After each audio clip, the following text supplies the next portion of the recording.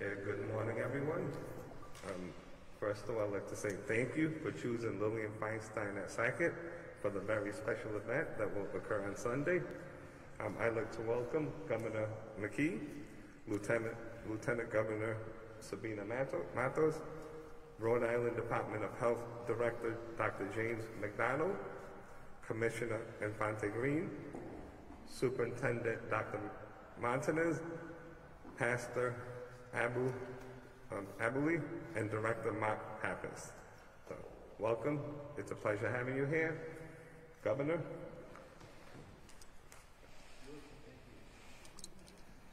Thank you so much. It's great to be here and joined by all my colleagues that are working hard on issues relative to our schools and also the COVID and vaccinations and booster shots. So it's great to be here in the gym, where I feel very comfortable in the gym. I'll begin with an update on Rhode Island's current COVID data. We're continuing to see a great deal of encouraging movement in our numbers since Rhode Island experienced its high cases in early January. Cases are down nearly over 95%. New cases over the last 7 days are declining as well, down about 67% from 2 weeks ago. Our 7-day average for percent positivity is down 47% from 2 weeks ago, and our hospitalizations have dropped 62% since mid-January. Especially encouraging news, considering it has almost 2 weeks since we lifted the statewide mask and vax protocol, and we have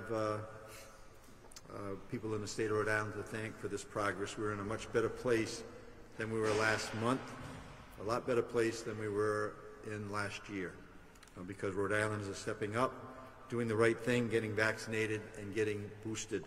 And we encourage everybody to keep the pace. Let's keep us nationally in the lead in terms of vaccinations, and shortly I would say that we'll be leading the country in booster shots based on the work that's being done right now to make sure that we're making it very, very important piece of our work as we go forward. As Dr. McDonald has said, over the last several weeks, COVID-19 has transitioned to a preventable, treatable disease. And that is good news for us. And we need to be prepared to manage it that way. So prevention becomes the word of the day.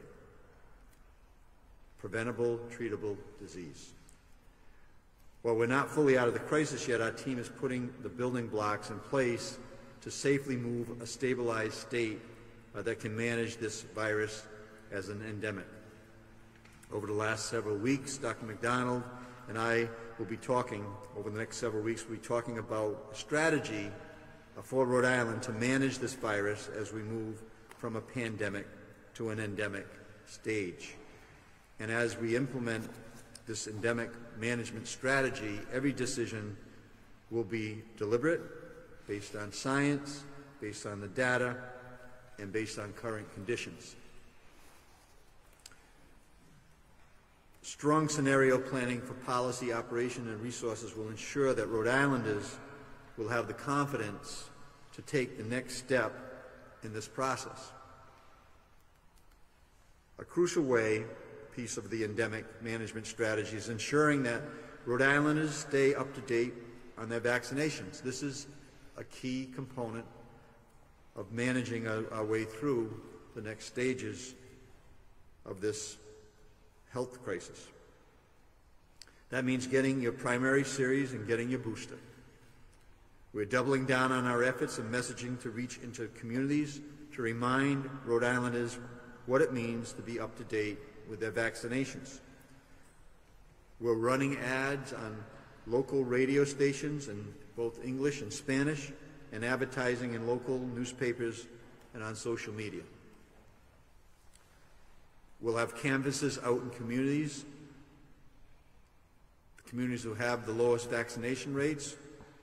We'll have people in those communities and information on vaccination, both comparing myths and facts.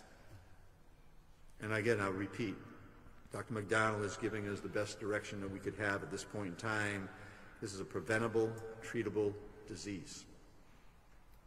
Today, we're in the Lillian Feinstein Elementary during February vacation to emphasize the importance of vaccinations for our children. Right now, it is important that we get our children vaccinated as we go down the home stretch, Commissioner, in our schools, and what we want to accomplish over the next several weeks in finishing our school year strong with our students in the classrooms, safely in the classrooms. That's why we're announcing our administration's latest push to hold a vaccination clinic in Central Falls, Pawtucket, Providence, and Woonsocket, in their schools that have vaccination rates less than 20%. We're starting with these communities because we know that since the start of the pandemic, they've had lower vaccination rates. We want to boost those numbers significantly. In fact, Lillian Feinstein Elementary is one of those schools. That's why we're here today. They will be hosting a vaccination clinic at the Sackett Recreation Center for the community on Sunday, just before students head back to school from February vacation. And yesterday, the Lieutenant Governor, the Superintendent, thank you for your leadership, Superintendent, yesterday visited student and family vaccination clinic at Nathaniel Green Middle School in Providence. In just a few short hours, over 150 people got vaccinated across two sites. This is fantastic news. These are good numbers. If we continue to repeat that over and over again, we're going to make significant progress relative to vaccinations of students and the booster shots for in our school community and all the communities that in the state of Rhode Island, all 39 cities and towns. While almost all Rhode Island adults have received at least one dose of vaccine, 46% of adults have got the booster shot, and 38% of all Rhode Islanders have got their booster shot. And we have work to do here, and we encourage and we ask people to help us get that work done. So I will repeat the message. We need to boost our boosters. Please go out and get that booster shot. As Dr. McDonald said, this is a preventable, treatable disease. We know a lot more today than we did a year ago. We know how safe it is, and we know how to keep people safe. And that's why we're here today, by doubling down on the boosters to make sure that all eligible Rhode Islanders are fully protected. We're engaging community partners in the effort. As part of that strategy, my administration is reaching out to faith-based leaders and communities with low booster rates, like Providence, Pawtucket, Central Falls, and Woonsocket, to ask them to invite a trusted doctor to speak during their service and host a booster clinic at their location right after the service. Yesterday, when we did visit yesterday's school, we met with some parents, we met with some students, we met with people who were at the school, and they really encouraged us to make sure that we were speaking directly to the communities in all 39 cities and towns in a way that we can communicate with them, right? So we're going to need to get into Spanish-speaking families with people who speak Spanish. And we're going to need to get into other communities who have good people that are respected, that can deliver this message that Dr. McDonald is strongly providing to us. The goal is to encourage leaders to promote vaccination and booster doses to members in their community and all our communities. The clinic itself will be open to the public. We are confident these strategies will have a positive outcome in reaching Rhode Islanders who have not yet received their vaccination or boosters, and we're very happy to report that the first clinic did take place last week at a mosque in Providence. And I know that it's the first of many because we are really organizing, and as we have throughout the 2 years, people have responded very positively, especially when we're asking and not telling them what to do. This is a team effort. I want to thank all of our community partners who have been crucial in boosting our vaccination rates. We have made really good progress, but we need to continue the momentum. We do want to make sure that Rhode Island is the #1 boosted state in the country. then we know that we're looking forward to a good balance to our school year and a strong summer for the people to enjoy in our state, and also it impacts our economy, and we need to keep people working, keep people earning money, because we know that is crucial to the viability of the state of Rhode Island. If you're hearing this message today and want to have a clinic in your congregation, reach out to Pastor Chris. Reach out to our office.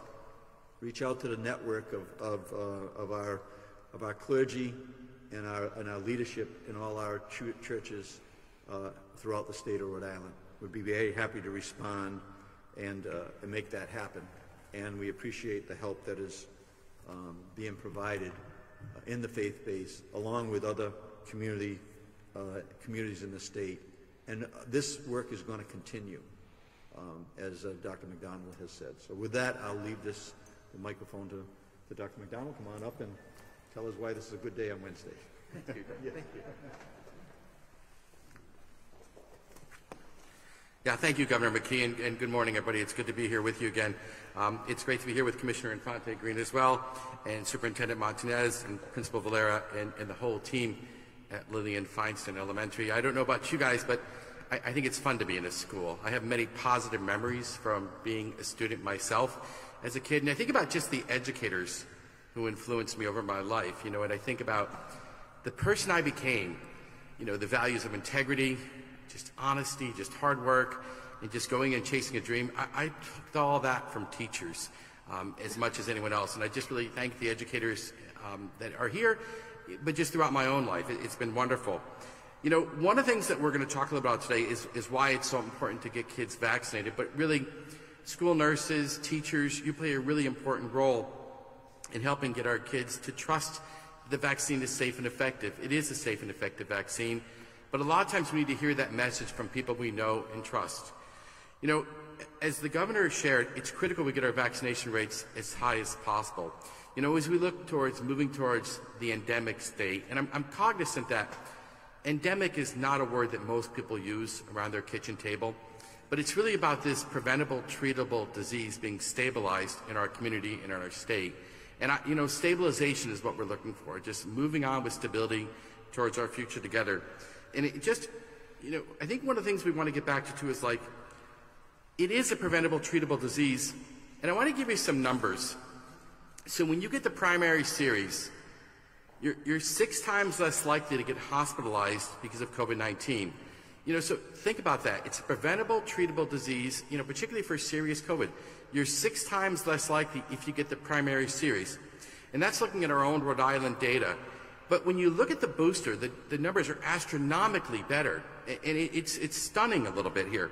But if you're boosted, you're 55 times less likely to get hospitalized because of COVID than someone who's not vaccinated. So that's 55 times less likely. So, I think we just have to look at this like, wow. You don't have to be a math whiz to grab that number there. 55 times less likely is a huge number if you're boosted, if you're up to date with that vaccine. So, as we're here in the elementary school, though, I want to talk a little bit about why I want kids to get vaccinated. And I'm a pediatrician. I've been a pediatrician for almost 32 years. I've seen tens of thousands of children throughout my career. The 5 to 11 group, we have a little less than half of that population vaccinated. And, I think we just have to put that in perspective, is that when I listen to parents, what they're telling me is they're worried about long-term complications of the vaccine. What I tell parents is, if we've had a problem with the vaccine, we've discovered that in a few months. This is really the most well-studied vaccine in the history of our planet. It's the most heavily monitored vaccine in the history of our planet.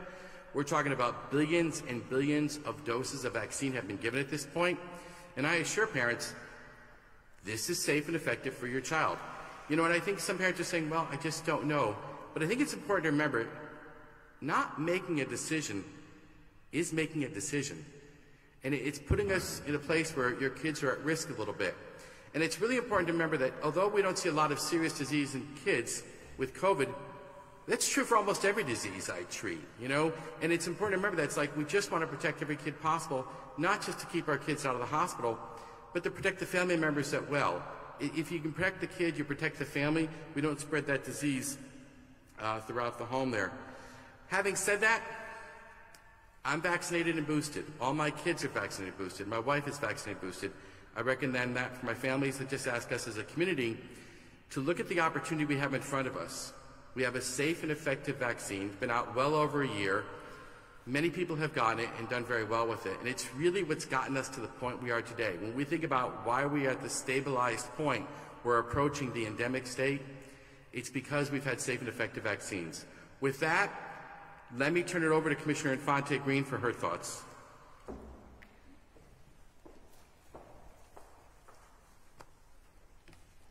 Good morning, everyone. So I want to begin by thanking Principal Valerio for hosting us here today and for being in this wonderful space. I also want to thank Governor McKee and our COVID-19 response team for their leadership in making sure that Rhode Islanders are vaccinated and boosted every day so that we can keep our students and staff safe and healthy. PPSD community has been hard at work expanding access to vaccinations and boosters. As the governor mentioned, we're here today because of an upcoming this Sunday, February 27th, this school will be hosting one of the 2 sites that will host clinics in Providence for ages 5 through 11. Why this site? We have a 16% vaccination rate. These events, for those of you that are interested, which should be everyone, are from 11 to 2 p.m. and you can visit providenceschools.org to register, get a full schedule, and for more details. I have to say that I've had the privilege of being in this job during the pandemic. And there's a word that was used here today that I have to say, it made me feel so good. The word treatable. Think about where we were 2 years ago. Every day was something new, but it is treatable. We have the tools at our disposal. So on Sunday, that event will be open to everyone. Come and get the tools you need. We don't think about polio anymore because we got vaccinated. Let's do it. Let's not make healthcare political. That was not in my talking points.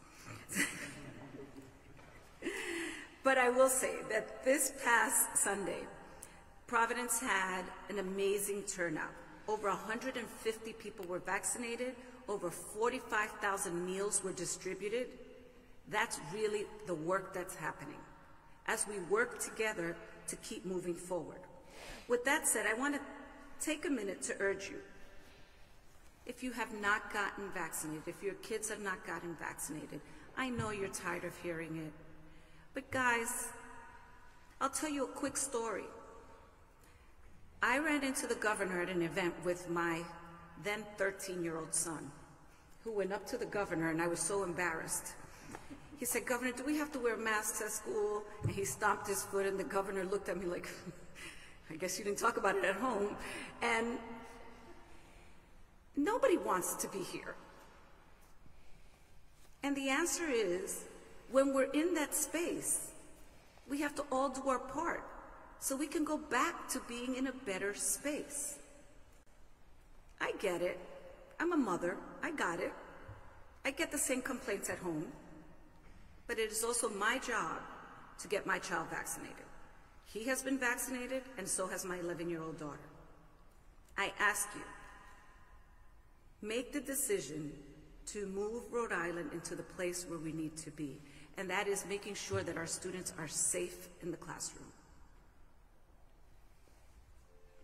So, one of the things that are really important as we start thinking about this work, it's time for you to schedule that appointment. I'm going to give you the information. Go get a pen. C19vaccineri.org or call 844-930-1779. I will repeat that again later. in case you didn't get your pen. It is critical for communities like Providence, where 35% of eligible students have completed their primary vaccination series, compared to communities like East Greenwich, which is at 79%. It's hard to hear that. Quiero tomar un minuto para pedirle a la comunidad latina, a aquellos que son elegibles, que no han vacunado a sus niños o no le han reforzado la vacuna. Por favor, este es el momento. Se lo vamos a poner fácil. Si desea programar una cita para vacunarse, busque la clínica más cercana a ustedes. Vayan a la C19, B corta, ACCINERI.org o llame al 844-930-1779. Le pido a los padres, por favor, si no han vacunado a sus niños, piensen eso. Nosotros no pensamos en el polio ya. Acuérdense que muchos años atrás teníamos la vacuna que dejaba la marquita. Señores, eso es algo muy importante para nuestra comunidad. Tomen esta oportunidad. Vamos a tener las clínicas abiertas para todos. Piénsenlo, hable con los pediatras, muy importante. Aquí en Providence tenemos un 35% de los niños elegibles que se han vacunado. Al opuesto que en East Greenwich están a 79%. ¿Por qué? Por favor, este es el momento de unirnos y trabajar como una comunidad para poder llegar a lo que nosotros teníamos antes, la normalidad. Le voy a contar un cuento breve. Mi hijo conoció al gobernador y fue donde él, sin yo preguntarle, le preguntó, ¿por qué tenemos que ponernos mascarilla en la escuela? Y a mí por poco se me cae la cara. Pero él le respondió, cuando estemos ya seguros y salvos todos y vacunados, vamos a llegar a ese punto. Por favor, vamos a trabajar juntos para llegar a tomar esas decisiones para nuestras familias. So, as we've done since vaccines were first approved in public school to the public, we will continue to work with our local school leaders to make sure students and families in every zip code get theirs, with the focus on schools that have the lowest rates. The governor mentioned we are specifically asking schools with vaccination rates under 20% to host a clinic. 20%. This is especially critical in elementary schools since vaccines for students 5 to 11 were just approved in November. And we're seeing a lag. Rhode Islanders don't want to lag in anything. We have led the way and we need to continue to lead. Vaccinations are safe and effective and are key strategy to preventing the spread and keeping students learning in person. And we know that our kids need to be in the classroom. Academic, social, emotionally, we know. We've tried it the other way. This is what we need to do. Last Friday, RIDO shared their latest guidance for K-12 school leaders to help them make the best decisions possible in their school districts. Because it will be a localized decision. As RIDO has shared, their data shows a rapid decline in number of COVID cases statewide. We're optimistic that we'll continue heading in the right direction. Throughout the last few weeks, we've been working with RIDO and districts to help them review the data and create guidance that works for their school communities. While the executive order on school masking sunsets March 4th, we can't emphasize that districts will still may require or may recommend masks. It's not an automatic. For example, in Providence, we will be continuing to require masks. We're going to keep our eyes on the data, promote vaccines for families across the districts, urge testing as recommended, and working at the Department of Health to support PPSD schools to do the best in our ability to continue to increase the vaccination rate. As always, we're grateful to the team at RIDO and the Governor's Office for their thoughtful leadership. And now I'd like to hand it over to our superintendent, Javier Montañez.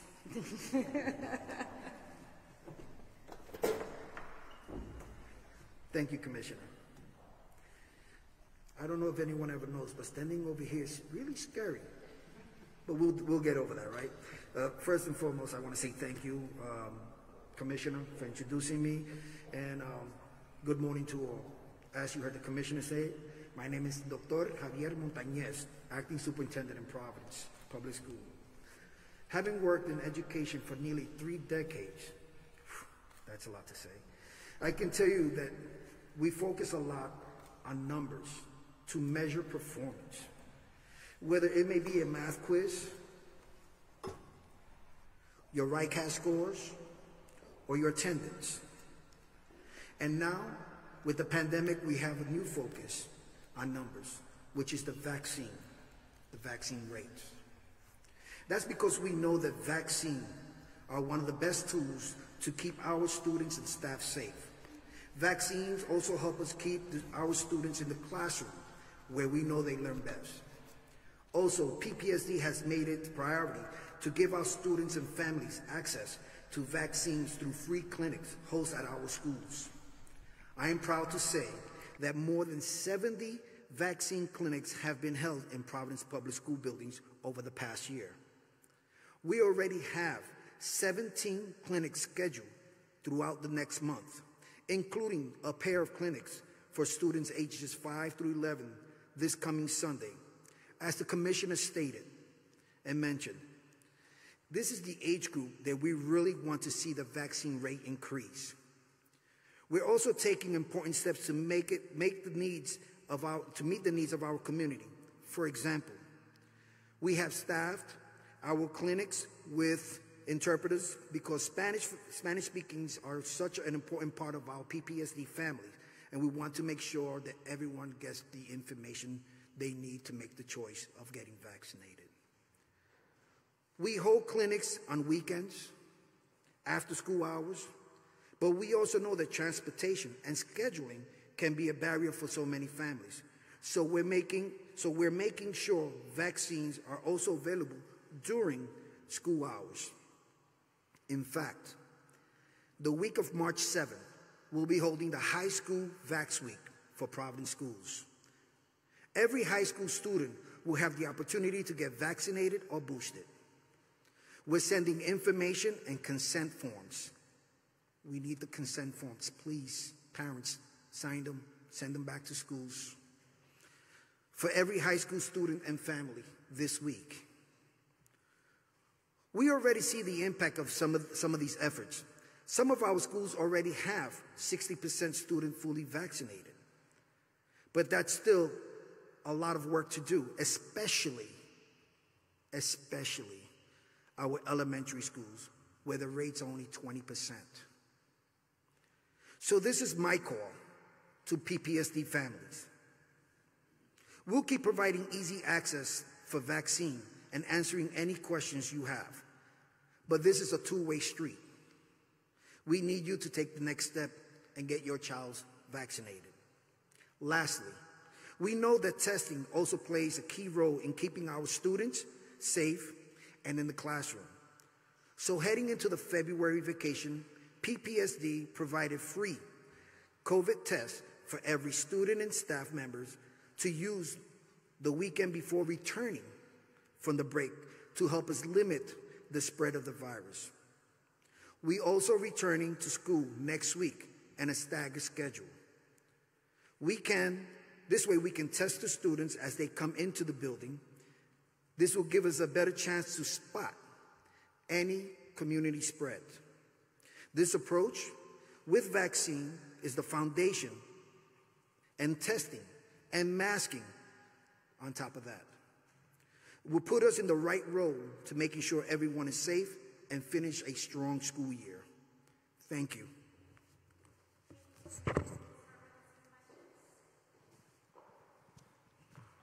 Just for anyone, maybe Superintendent, you kind of just spoke to this. Is there any concern this time around with February break, students returning for any outbreaks? I know that's happened in the past when students return from summer break or spring break as well.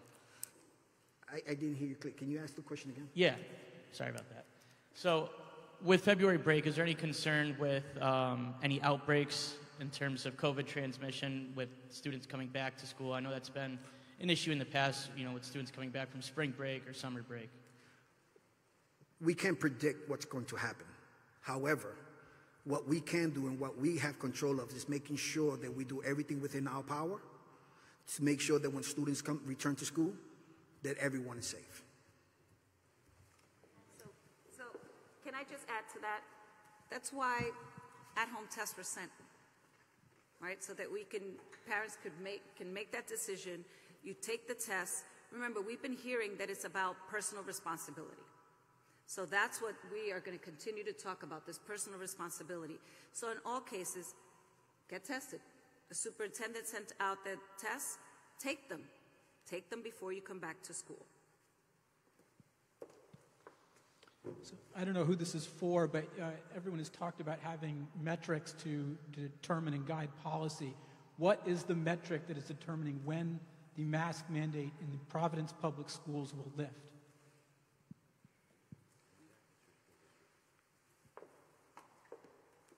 So I think any of us can answer that. We're looking into that. We're working very closely with RIDO to determine that. Right now, we're focusing in on the vaccines. And anyone, as we said, that has lower than 20%, that's where we're going to target. We're being very strategic about where we have the vaccines, what we do the work. It's an ongoing process. What we've learned with this pandemic is that we have to be flexible. That's the key word here, flexibility, and we're going to keep looking at the numbers and the data, and we're going to keep working. 150 were done last week. We'll see how many get done this week, and we'll continue, and then we'll make decisions accordingly. And then one follow-up, this is for Dr. McDonald, not on schools, but vaccination numbers overall. As the governor said, the current numbers are that 99%, essentially all adults, have gotten at least one shot. But very less than half have gotten a booster, and there's a huge number, I think 15% or so, who haven't even gotten a second shot. Are those numbers credible? Are you confident in those numbers, or is it possible that boosters and second doses are being reported as first shots? Yeah, so here's the numbers I keep in my mind, and just by the way, it's like you need a program guide for the numbers every day here, right? But 38% have been boosted in the state. So that's a 38%. That means they're up to date with the vaccine. 80% have completed the primary series. That's good, but 99% have had one shot. I really think it speaks to a larger point, though. It's funny. I learned this in the Navy. The Navy told me they would never lie to me, but the truth would change. All right? I rolled with it. In the Navy, you do these things, right? So if you got, the message that, gosh, I need to get 2 vaccines, I'm done forever, that's just the way science is. We get new information. You need to be up to date. In other words, science changed. The virus mutated. So 2 doses isn't enough. We need people to get 3 doses. When I look at what we can do for our people in Rhode Island to protect us for the fall coming up and for next year, the best thing I have for you is the booster vaccine. I got to get as many people as possible up to date. And to the question earlier about what's the metric for schools, it's really about minimizing risk. Really, it's about as many kids as possible as vaccinated and getting decreased case counts in the community. The more people are vaccinated, the less cases you get. And it really is one of those things where we have treatment for it too, but the treatment's really for 12 and older. That 5 to 11 crowd, I don't really have a great treatment for you. I have the vaccine for you. I hope that helps. Quote of the year there from Dr. McDonald as well. The question's actually for the commissioner. In an op-ed this morning in the Providence Journal, the chair of the Barrington English Department, Kevin Blanchard, says that there's an inequity at play because teachers in his district are being required to be vaccinated and boosted while students are not. Do you see that as an inequity, and do you sense that at any time there'll be a Department of Education policy requiring all students be vaccinated to the fullest extent possible at any time in the foreseeable future? I don't know if I would call it an inequity. I think that adults make the decision, and locally in Barrington, they have been really aggressive about it. In terms of vaccinations for school-age children, RIDE doesn't make decisions on vaccination. We're working with the Department of Health. I don't think that that's something that we're ready to be there. We're going to continue to work on the vaccination clinics and continue to push. And Barrington has done a great job. Barrington's at about 79%. And I'm sure that the ones that they're still working on the rest of the numbers that they need. But we're not there yet. We're still trying to figure out what localized approaches will look like. And just very quickly, you mentioned more success in East Greenwich or just now Barrington than certainly Providence or this building we're at right now. What's your gut on the main cause for that? My gut, and it could only be my gut, right? Because I don't have all the information, is, there's these communities that have lower numbers have been personally impacted in a way that other communities have not. So there's a lot of fear, there's a lot of, concern. A lot of the students in our schools have lost parents, are now living with other relatives. So there's a lot of uncertainty, fear, mistrust, all the things that we think about. And what we need to do is do a better job of communicating how safe the vaccines are, and they need to hear from people they trust, pediatricians, local communities. As much as I hate being thought of as a bureaucrat, I am one, right? You have to hear from the people that you trust. Who are those people? Who do you trust? That's who the community needs to hear from. My question's for the governor. This is on a slightly separate topic. This is regarding the $3,000 retention bonuses. Okay.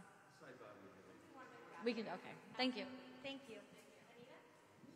Dr. McDonald, this is for you. There are talks that there could be a potential fourth dose of the COVID-19 vaccine. Is the state able to support that? And do you think, to Bill's point, that the vaccine will become a regular shot, like the flu shot, for example, for students and others? Yeah, so, really you're asking, do we foresee a periodic booster like a flu vaccine? I think that depends on how many more variants we see. So really what I see is this. If we see new variants that aren't covered very well by the vaccine, then you're going to see a periodic booster, and that's possible. That's what our future might hold. Your other question was about what Bill was asking about schools. Become a regular vaccination requirement like the flu shot is for students to go to class and school. Yeah, so it's specifically just that we are not looking right now at making this a vaccine requirement at the Department of Health. Just for a little timing perspective, the vaccine for 5 to 11-year-olds became available on November 5th. That really isn't that long ago. So I think parents need to have some time to get used to this idea, ask the questions. Really, I think one of the things Commissioner Infante Green just said, which is really powerful, is if you really think about why people aren't getting the vaccine, you really ask the main reason. We have a trust problem. And the trust problem is not something I can fix with one press conference, my friends. This is a historic issue in our culture. We have a trust problem. And it's really about building trust. And I think to some degree, when you look at the efforts that we're doing right now, it's about we want to build as much trust as possible and be worthy of that trust. We do that, I think the vaccine rates will get better. So we'll have to wait and see what we do here.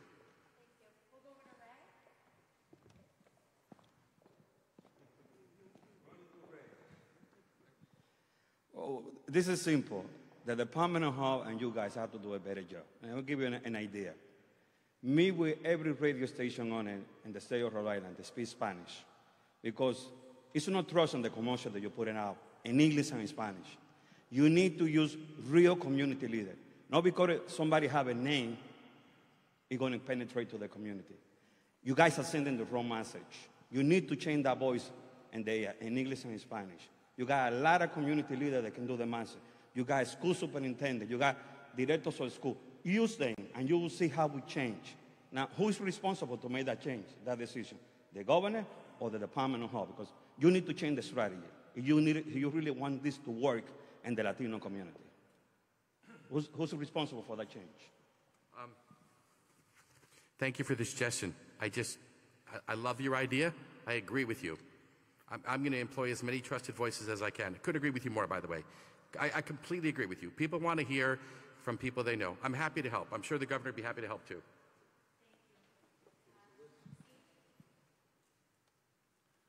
Doctor, how do you shift from a strategic standpoint from pandemic to endemic? What will change? I assume you're looking ahead to this change. What can we expect in terms of a change? Yeah, so when we use the word pandemic, that speaks to basically a global epidemic, and that's what we've been living with the last 2 years. By the way, Monday is the second-year anniversary of patient number 1 in our state. When we move to endemic, we're talking about living with this. We are working on an endemic plan at the Department of Health. What an endemic plan means, like, what are metrics we can use, mostly based on hospitalizations that we need to say, maybe we need to scale up. And when I think about scaling up in the future, I think more about recommendations from us at the Department of Health about what are some tips we're going to give you. Like, one of the things that's common in other cultures, like when I was in the Navy, I was stationed in Japan for 2 years. It was very common for people to wear masks in Japan. During the winter, for example, if someone had a cold, they always wore a mask. But what you can expect is our messaging can be tailored to the prevalence of cases and the impact on our hospitals. But the impact on our hospitals is going to be the most important metric. The case counts is a secondary metric. We'll use that as well. You're still going to see isolation. In other words, if you're sick, we're still going to say you shouldn't be going to work. By the way, it was never okay to go to work sick. I know we did that as Americans. We're rugged individuals. We go to work sick. That was always a bad idea in the first place. Quarantine will move to a recommendation. You know, at some point we'll just say, here's what you should do. You know what I mean? But when you look at our endemic plan, one of the things that we really are going to focus on too is, by the way, it wouldn't hurt us to get a little bit healthier. One of the reasons why we as Americans had such a hard time with this pandemic is we're obese. We have too much diabetes. We have too much hypertension. We have too much preventable chronic diseases. Now, me telling you to lose weight doesn't help, but me working with everyone in government and with my community about improving social determinants of health. This matters, right? So part of an endemic plan means I want to make sure you have good schools to go to. I want to make sure you have safe neighborhoods to live in. I want to make sure you have jobs that are reasonable. I want to make sure you have a safe life a little bit. And that really gets to the larger message of public health. Like, when you think about the health department, you must think, like, do we go to bed every night worrying about everybody in the state? Turns out we do. There's a lot of reason to worry about you guys, you know what I mean? And so there's a lot of things that we try to do to improve your lives every day. You know, for some people, you just discovered the health department 2 years ago. We've been here for over 100 years. We're going to be here for another 100. But we're going to be working on things that we've always done, like social determinants of health. So you just don't stay healthy. You stay healthy. Because here's what I need to do. If I can get you to lose weight, lose your diabetes, lose your hypertension, if you get COVID, I can keep you out of the hospital. Because when I look at who ends up in the hospital, the high-risk individuals have these adverse health conditions. I got to do what I can. I can't prevent every chronic condition. I can't prevent every cancer. I can prevent some. I'm going to do what I can to prevent most. Do health equity zones play a role in that, or do you anticipate Health equity zones are really important to us. They're synonymous with the Department of Health. And health equity zones, just so people know, not everybody knows what a health equity zone is, but we have regions in the state that just, it's like customized public health to your neighborhood. What a health equity zone really is personalized and customized public health to your neighborhood, working on the social determinants of health that matter in your neighborhood. That's really what a health equity zone is, and they do great work for us. Thank you. Dr. McDonald, if you could join me again. This question is regarding, if you will, COVID conditions affecting the incarcerated Rhode Islanders here. Number one, and by the way, there are serious allegations about terrible conditions in the ACI and the Wyatt. Number one, do prisoners have the option to receive a booster? What is the availability of masks? What are vaccination rates at the Wyatt and the ACI? And when and where was the last, if you will, health inspection, health audit at either of these organizations, and where was it documented? Yeah, so there's certainly plenty of vaccine available for anybody who's incarcerated in the state. There's plenty of masks available as well. We don't routinely inspect the Adult Correctional Institute nor the federal prison for things like that. So I couldn't tell you when that was done. I'm sorry, I don't know that information.